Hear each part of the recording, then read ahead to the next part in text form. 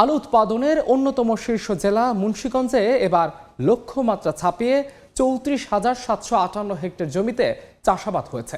আলু নিয়ে মধ্যস্বত্বভোগীদের কারসাজি ঠেকাতে ১২০ দিনের কর্মসূচি গ্রহণ করা হয়েছে। আধুনিকায়ন করা হচ্ছে হিমাগার ব্যবস্থাপনা। এ নিয়ে আলোচনা করতে এই মুহূর্তে মুন্সিগঞ্জে আছেন সহকর্মী নাসির উদ্দিন উজ্জ্বল। তার সঙ্গে যুক্ত হচ্ছেন জেলার কৃষি বিপণন কর্মকর্তা সামির হোসেন সিয়াম। সরাসরি চলে যাচ্ছি উজ্জ্বলের কাছে। উজ্জ্বল,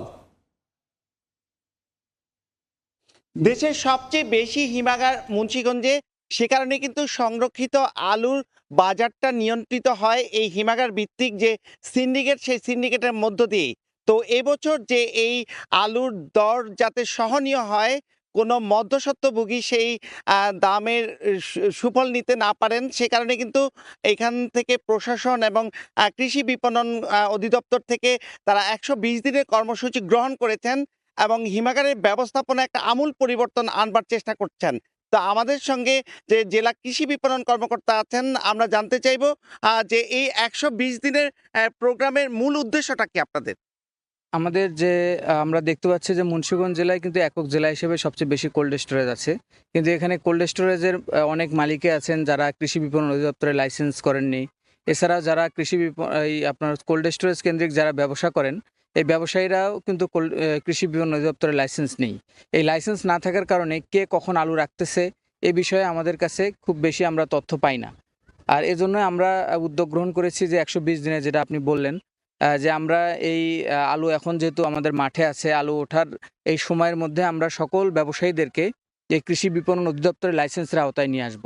এবং আমাদের যে কোল্ড স্টোরেজের মালিক আছে তাদের সাথে আমরা খুব শীঘ্রই একটা মিটিং করব এবং তাদেরকে এই বিষয়টা নিশ্চিত করতে হবে যে কৃষি বিপণন অধিদপ্তরের লাইসেন্স ছাড়া কোনো ব্যবসায়ী যাতে কোল্ড স্টোরেজে আলু সংরক্ষণ করতে না পারে। এতে করে যখন আলুর যখন দলিল যখন হাত বদল হবে, তখন আমরা এটা বুঝতে পারবো যে কোনো ব্যবসায়ী ছাড়া অন্য কেউ নিল কিনা, কে আলু রাখতেছে, কার কাছ থেকে কোথায় যাচ্ছে, এই বিষয়গুলো নিয়ে আমাদের কাছে স্পষ্ট একটা তথ্য থাকবে। কিন্তু আমাদের যে লাইসেন্সটা না থাকার কারণে কিন্তু আমরা আমাদের কাছ থেকে এই তথ্যটা নেই।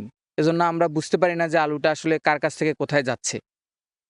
তো এটা তো আলুর যে বাজার নিয়ন্ত্রণ করবার জন্য যে প্রক্রিয়ার কথা আপনি বলছেন, কিন্তু আমরা লক্ষ্য করছি যে কৃষক কিন্তু এখন যে মৌসুম শুরু হচ্ছে, তাদের যে এই উৎপাদিত খরচ তার চেয়ে কম মূল্যে আলু বিক্রি করছেন এবং এই সুযোগটা কিন্তু এই মধ্যস্বত্বভোগীরা নিচ্ছে।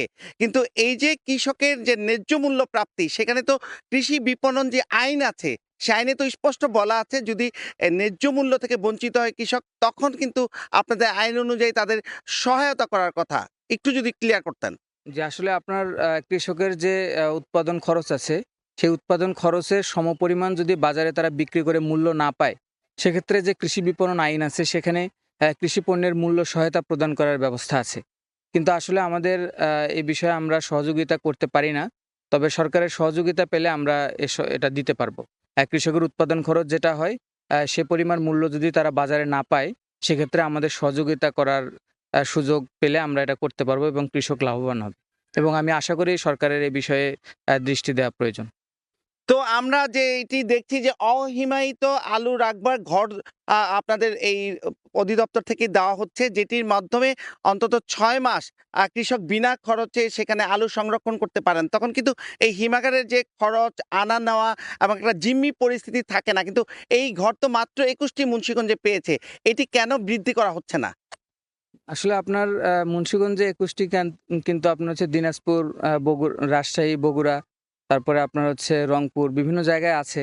তো মুন্সিগঞ্জে যে পরিমাণ আলু চাষি, সেক্ষেত্রে আসলে আরও অনেক বেশি পরিমাণে এই ঘরের প্রয়োজন। আমাদের অফিসে প্রতিদিনই কৃষকরা আসেন এবং তারাও চান যে এই ঘর যাতে বাড়ানো হয়। ঘর যদি বাড়ানো যায় তাহলে যেমন হিমাগারের উপরে চাপ কমবে এবং আপনার কৃষকরা এখানে বিনামূল্যে আলু রাখতে পারবে এবং যেকোনো সময় চাইলেই কিন্তু কৃষক বিক্রি করতে পারবে। ধন্যবাদ আপনাকে। তো মুন্সিগঞ্জ যে আলুভিত্তিক অর্থনীতির উপর নির্ভরশীল অনেকটাই, এবং এই জেলায় যে কয়েকশো কোটি টাকার যে অর্থনীতি চলছে এবং এখানকার ৭৫,০০০-এরও বেশি পরিবার এই আলুভিত্তিক অর্থনীতির উপর ভর করে আছে। কিন্তু এইখানে কখনো কখনো কৃষক কিন্তু লোকসানে আলু বিক্রি করছেন, ফায়দা লুটছেন মধ্যস্বত্বভোগীরা। আবার মাঝে মাঝে তারা অতিরিক্ত দাম পাচ্ছেন এবং সেই দামটা কিন্তু কৃষক পর্যায়ে যাচ্ছে না। এই কারণে কিন্তু প্রান্তিক কৃষক বেশি ক্ষতিগ্রস্ত হচ্ছে। তো এই ছিল আমার কাছে মুন্সিগঞ্জের আলুভিত্তিক অর্থনীতির সবশেষ খবর। মুন্সিগঞ্জে লক্ষ্যমাত্রা ছাপিয়েছে আলুর আবাদ। এ নিয়ে বিস্তারিত জানাচ্ছিলেন জেলা কৃষি বিপণন কর্মকর্তা। সরাসরি যুক্ত ছিলাম সেখানে।